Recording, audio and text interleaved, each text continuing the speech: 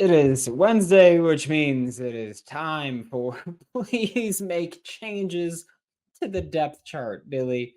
We'll talk about it here on Locked On Gators. You are Locked On Gators, your daily podcast on the Florida Gators. Part of the Locked On Podcast Network, your team every day.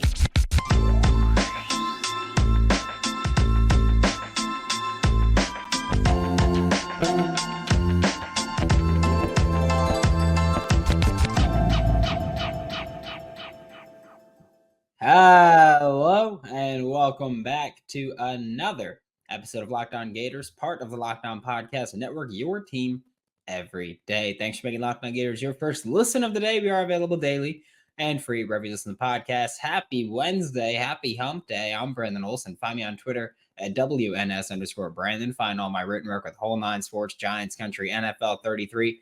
Today's episode of Locked On Gators is brought to you by FanDuel. Make every moment more. And right now, new customers get $150 in bonus bets with any winning $5 money line bet. That's $150 if your team wins. Visit FanDuel.com/LockedOn to get started. Also, do be sure to sign up for the Locked On Gators subtext if you want to be a Locked On Gators insider. It is 2 weeks free, and then you can cancel it if you want, or $5 per month. After that, one-on-one conversation, in-depth news. We're going to go in depth on who might be hitting the transfer portal for the Florida Gators.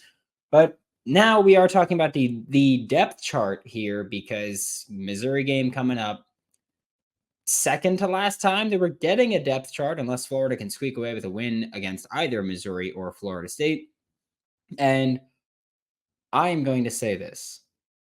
I'm going to start at corner because my complaint or my question or my plead or my begging or whatever you want to call it is just make any change at corner. Anything. Both Jason Marshall Jr. and Jalen Kimber have been awful this year. What's the worst that could happen if you make a change there? I'll wait. Like I got all day for this. What's the worst that could happen if you make a change? You give up 700 yards to LSU. You give up more yards than anybody else in the SEC. You give up more explosive plays than anyone else in the country. Because guess what? You already do that. You might as well go, all right, well, at least we'll give it to Jakeem Jackson and Devin Moore if he's cleared. Give them the reins. Because guess what? They will be here next year. They will be in Gainesville next year. If you've got two upperclassmen cornerbacks that are not just not playing well, they're playing freaking awful. It's time to make a change. I'm going to look up numbers now because I need to know. I'm going to look up just how Jalen Kimber and Jason Marshall compare to the rest of the country at corner for production given up. Because something tells me it's going to be really freaking bad. Because again, they themselves have been really freaking bad this year. Yards given up. Where are we? Where's Florida? I'm going to have to find them. I haven't looked this up. Oh, that sucks to see a Toledo guy there. But this is one of those things where we look at this Florida Gators class or this Florida Gators team, and they've been just outright horrible defensively. Jason Marshall's allowed 396 yards. Jalen Kimber's allowed 355 yards on the season. And again, Jaden Hill's at like 305. He hasn't been amazing either. But when you look at Jason Marshall, he has given up the 49th most yards in the country, FBS level, 396 yards.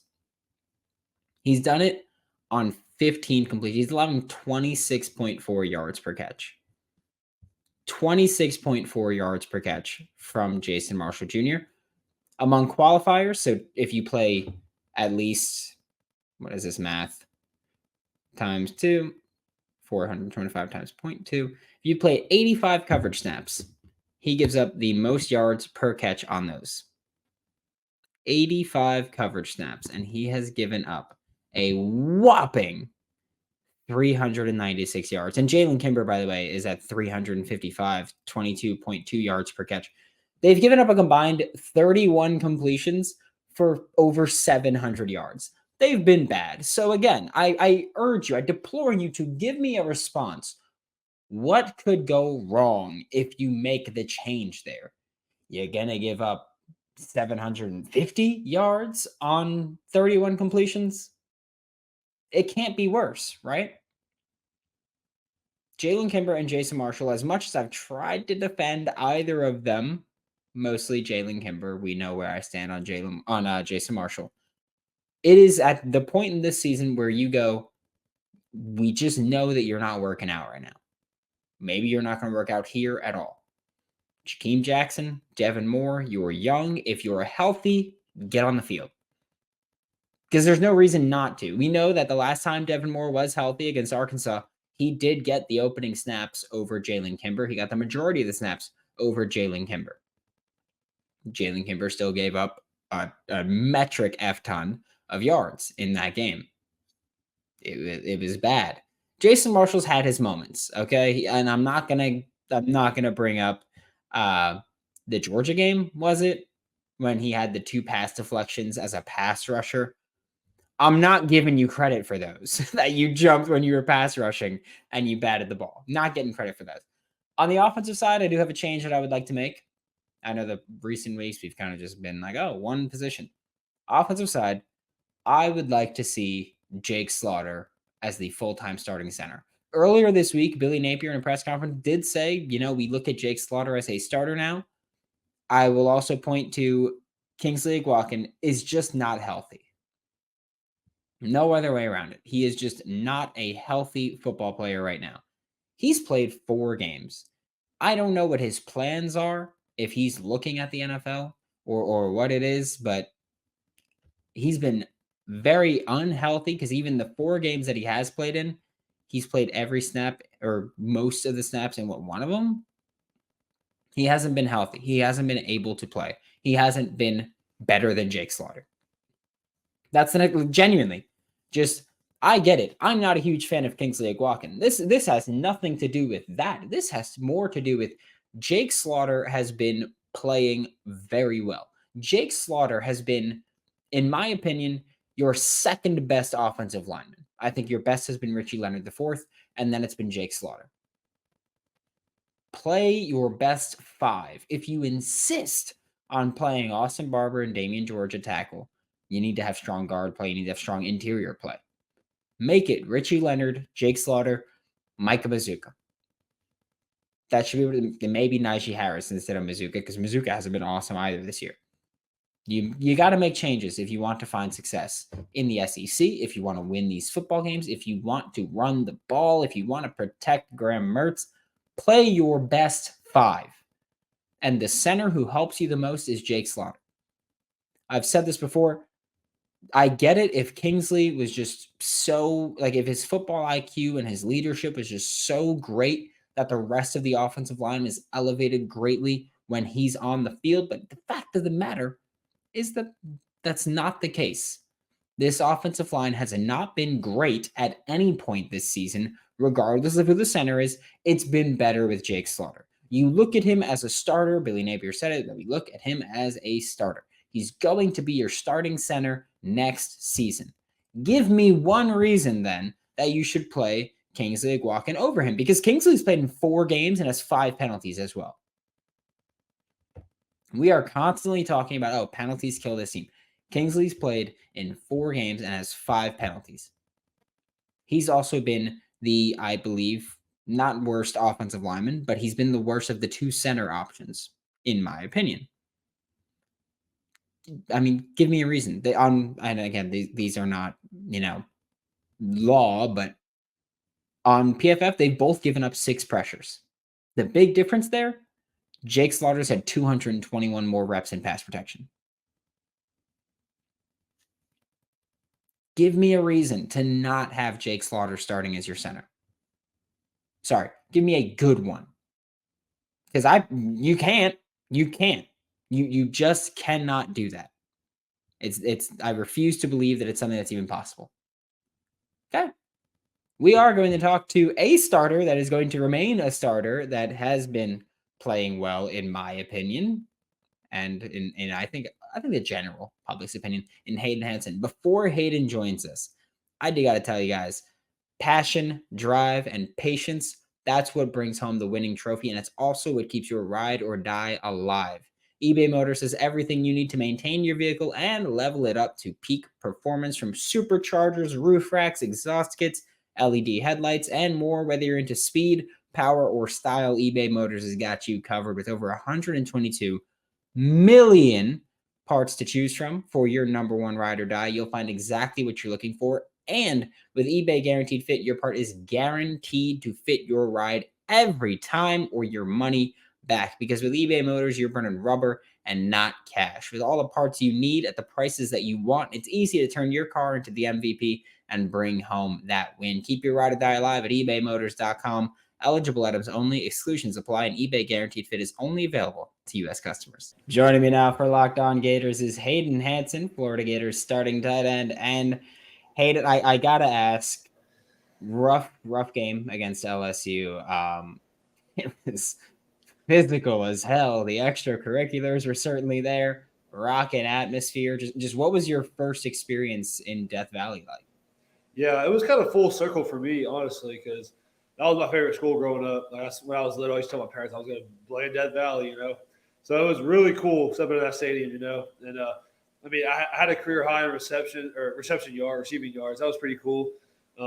So I mean, it was a pretty cool experience. Obviously, we like to get the win, but those games are fun, man. I mean, you walk in there knowing we don't like each other. There was a pregame scuffle and stuff like that. So I mean, those games are just fun, You can get away with a little more than you usually do, but yeah, I mean, it would have been way better if you won. But I mean, it was kind of cool for like little me playing in that stadium.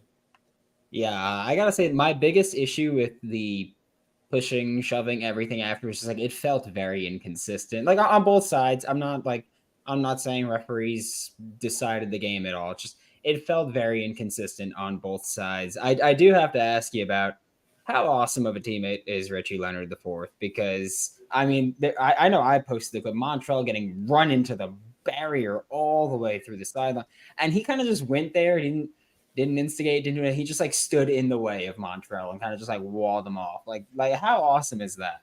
Yeah, that's pretty cool. I can't remember if I was in for that play or not, but I do remember that seeing that happen on the sideline. He just happened to like be pulled or something on that play. And yeah, I mean, that's awesome, man. Sticking up for your teammate. That's the type of energy we need more of, And yeah, I mean, he's a great team guy, man. He puts the team first, and I think y'all saw that last Saturday. Yeah, I do have to ask you too. 2 catches, 2 times that you got to hold up the first down signal. The first one felt like you held that up forever. Like you caught it, you got tackled. They cut to, I think it was Graham, and then they cut back to you, and you're still just.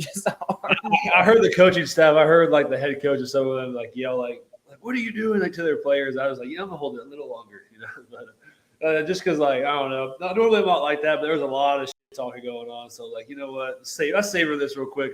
I'm in Death Valley, my childhood favorite stadium. Just got a huge catch, So yeah, it was longest catch of your career. I'm pretty sure it was like 25 yards. It was just like holding it up. I was just like, all right. I was like, now we're in for a fun one. And it was a fun game again. Unfortunate loss, but what was Billy Napier's message to the team after that loss? Because now it's been a few losses in a row. Things getting murky here, and I know that social media is melting down completely. I feel like everybody that I've spoken to, even close to the team, is like, we'll get there, but just like social media is just their heads are off. So just what was Billy Napier's message like, where it's kind of like cooler heads prevail, I guess? Yeah, so I mean, obviously he really emphasized that he felt that we went out there, we held our end on offense, like physicality wise, we competed the whole game. So I mean, that was a big plus. But I mean, he obviously emphasized that it wasn't the result we wanted, but he saw a leap in the right direction with the offense. He just liked how we competed. There were a couple of drives we could have capitalized on, like the 3 and out after the first half, going into the second half. But I mean, I really do. I agree with him. I think we, as an offense, took a huge stride. There's still a lot of room to improve, but Yeah, I feel like we're competing a lot better, and we're having less MAs, we're having less penalties. So it's a good thing. And if we can keep this going into next season, I think we'll keep on getting better. Yeah, and I have to ask your side of this because the end of the first half, there was a drive where you guys got the ball basically on your own 10-ish, penalty backs it up to your own 5, and the fan base was relatively pissed that the drive went run, run, run before half instead of, trying to drive downfield. How does it feel as a player at that point? Because I have no issue with the runs because, LSU had no timeouts. They can't score again if things don't work out. But of course, as a fan, you're also like, spin it. They've got a bad defense. Move it downfield. Just as a player, is there any emotion towards that or any thought about that? I mean, you can look at it both ways. I mean, obviously LSU's offense was scoring almost on demand, so you risk as a huge risk. I mean, we're down by 3. Say you spin it a couple times, clock stops, we don't get it, we punt. They have probably have 35 seconds left. They got a Heisman candidate back there. They got some freaks at receiver, dude. Who knows? We could be down by 10. Could be down by 6. So I mean, I really don't mind what we did there at all. We came back after half with a manageable lead. If we would have went down and scored, we're in the lead instead of back down to 3. You know what I'm saying? So it really should have. It's really on us as players. We should have executed better on the opening drive. But yeah, I like that decision. So. Yep, thank you for picking the right decision because there were 2 decisions there and one was wrong.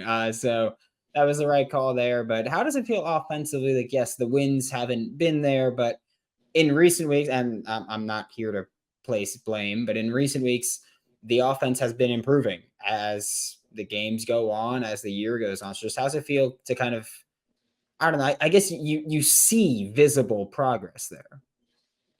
Yeah, and it's really exciting. We just keep getting better on offense, especially. I mean, Grant's been solid all season, man.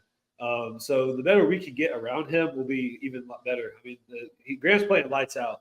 We have Trevor, Montreal back there. They've been solid. It's more the younger guys like me, Arliss, the O lineman, the new O lineman, the young receivers, Trey Wilson, stuff like that. Once we all get experience, which we are gaining every week, and once we can all just hone in and be on the same page, I mean, this offense is going to be scary, man. I know I keep saying that, but I mean, patience is key. I mean, and I'm a person myself that does not have a lot of patience, and what this sport has taught me is you have to have patience, So yeah, we all want to see the results now, but I mean, if you go back and watch the LSU game, there's a lot to be excited for in the future. Score this NFL season with FanDuel, America's #1 sportsbook. And right now, new customers get $150 in bonus bets with any winning $5 money line bet. That's $150 if your team wins. You don't have to bet on, an underdog. You don't have to bet on a minus 100 favorite, like a close game. Like just looking at, we'll say the college football slate for this weekend. First off, as I'm recording this, Bowling Green is beating my Toledo Rockets right now, and my heart is breaking as it is. But you can look at Friday night, UTSA over USF, minus 850. Boom. Do that. Penn State over Rutgers, minus 1450. You can bet on a huge favorite, $5, and get 150 in bonus bets. It's free money, right? If you've been thinking about joining FanDuel, no better time to get in on the action with the NFL, college football, NBA, college basketball, NHL, soccer, everything. Visit FanDuel.com/lockedon and kick off the NFL season right. Remember that FanDuel is an official partner of the NFL. Yeah, and I feel like you're like reading the question that I have written for you because my next thing was about the young guys getting playing time. Because at the start of the season, going into week 1, you were Dante Sanders' backup. Then you played most of the second half of that Utah game. Took over as the starter from that point on. How has that just playing time in general actually helped your development? Because this whole season we've seen inconsistencies on offense and defense and just throughout the entire team where we kind of chalk it up to they're young, the experience is valuable, like they'll improve because of those snaps and everything. So how much of that has really played into you and the offense as a whole and the team as a whole really improving of just youth getting those snaps? Yeah, I mean, even Napier said it best. He said, "No one's born tough. No one's born experienced. You got to develop that." And I feel like each week we're getting better with the experience. You're not really seeing a lot of the mental errors we had early on in the season. If you look at me personally, I have one false start that was completely on me. Other than that, I've had it pretty clean, and guess what? I'll never fall for a stunt again, knock on wood. But you know what I'm saying? It's just it's stuff like that, I think there was a play, Andy G was offsides against Charlotte. Guess what? He'll never do that again. You know what I'm saying? It's just little stuff like that once we just kind of tweak it in and start playing like veterans, it'll be good. Yeah, and I gotta ask, in your opinion, what has been your personal biggest area of improvement for you? Just we'll say from the end of last season, so including spring ball, fall camp, and this season. Like when you watch film back, what's the area that you look back on and you're like, oh, like I've gotten considerably better there? Yeah, for sure. Footwork for sure. This initial for pass and run, but I would say the pass game for sure. Like routes in particular, and especially like my run blocking technique, like my hands and stuff. I used to get a little grabby last year, but I would say for sure is the blocking, not the blocking, the passing, like the route concepts, when to sit it down, when to break it off, when to go deep, stuff like that. And I think that really helps when you get it in a game because it's so much faster. I mean, you can replicate it in practice, but it's against your own defense. You know what they're going to do. But when you're out there, it's a lot different. Yeah, I like that you said you know what they're gonna do because I think everybody who's ever played football has heard like in practice, like, oh, like just pretend you don't know what they're gonna do. Like pretend you don't know what the call is, and hard to do that. But going into this week, you got Missouri, yet again, another ranked opponent that you guys have to face on the road. What's prep been like heading into this game? Same as it's always been. We're gonna study the game plan. We're gonna go out there and execute it. We all don't see any reason why we can't come away with a win, but we know we got to be disciplined. We got to play better than we did at LSU, which, in my opinion, I thought we played good as an offense. We got to play even better on the road. It'll probably be about 40 degrees, something Gainesville is not used to. I don't think it's going to rain anymore, so that's a plus. But yeah, we're going in there ready to win. We see no reason why we can't win these last two and get a bowl game. So that's what our goal is. And we're at the point now where we're getting transfer portal announcements. Jordan Herman announced it just the other day that he was going to hit the portal. What's it like for you as a player? Because I know for fans, we can go, oh, like we'll be better without him, or that guy didn't play much, or whatever excuse or whatever logic they want to bring into there. But for you, it's like one day you practice with a guy and he's there and he's on the field and he's in the locker room, and then the next day he's just not. Yeah, man, it's actually pretty tough. I was pretty close with Jordan. Like before practice, we'd have a pregame handshake, and this was the first practice since he announced he was hitting the portal and he wasn't there. I turned around, I'm just like, oh man, like that's kind of tough, It kind of hits home. He came in with us from the portal originally from the 22 class, so kind of like a brother to me, And I wish him the best. He left on good terms. I mean, nothing crazy happened, He just doing it for him, So I really do hope he ends up somewhere good and plays his dream. Yeah, hopefully. And I do have to ask just before I let you go, we have, again, I know that you're on Twitter and a bunch of players are on Twitter and they see things. And according to the social media world, there are no commits remaining in the Florida Gators 2024 class. So is that something you guys ever really keep track of as players? Or is it just like, you know what, like I'm here. If you show up and you're next to me, then awesome. If not, then I don't care. Yeah, I mean, we really don't at all. Unless me personally, I can't speak for everyone, but I mean, besides DJ, I mean, that's really the only guy I know for sure that's like that I know about. Other than that, I mean, it's not the end of the world, Kids will come and go. If they don't want to come here, don't come here, But we want the guys that are going to come here. Like with me, I was 100% committed. No reason in my mind I was going to back out or nothing. No money can change my mind or anything like that. I just feel like we need more of that. So I mean, if they're 100% committed, come on and play. If you're unsure, like on the edge, you're not really. If you're half in, half out, you know what? Go somewhere else, But at the end of the day, the ones who want to be here will be here.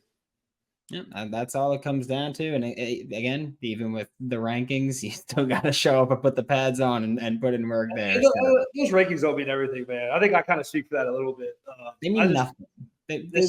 They're just nonsense. I feel like it's more. I wouldn't say popularity. I mean, there are some guys that deserve to be 5 stars, obviously. But like once you leave the 5 stars, you get to like the 3 and 4. It's like, okay, I mean, what's really the difference, So at the end of the day, I mean, if you're a player, you're going to be able to play, Yeah, if you're a player, you can play, and if you're with a coach that can develop you, it doesn't matter where you're. I mean, I always bring up when we talk about these recruiting rankings. I always go look at the Dan Mullen classes for Florida, and how many of those guys at the top we never really saw in blue and orange, and then you look at the very bottom of I think it's the 2019 class.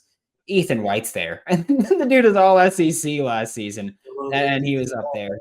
Yeah, so I don't care too much about the rankings for that, but thank you so much, Hayden. This is Hayden Hansen, Florida Gators starting tight end. Catch him every week on Locked On Gators and every week with your Florida Gators. Thanks for making Locked On Gators your first listen of the day every day. We are available daily and free wherever you listen to podcasts. We'll be back tomorrow, crossover Thursday. I can't wait. We're going to be talking with John Miller of Locked On Mizzou for Locked On Gators. I'm Brandon Olsen. Don't forget to follow me on Twitter at WNS_Brandon. Find all my written work with Whole Nine Sports, Giants Country, NFL 33, and I will see you all tomorrow.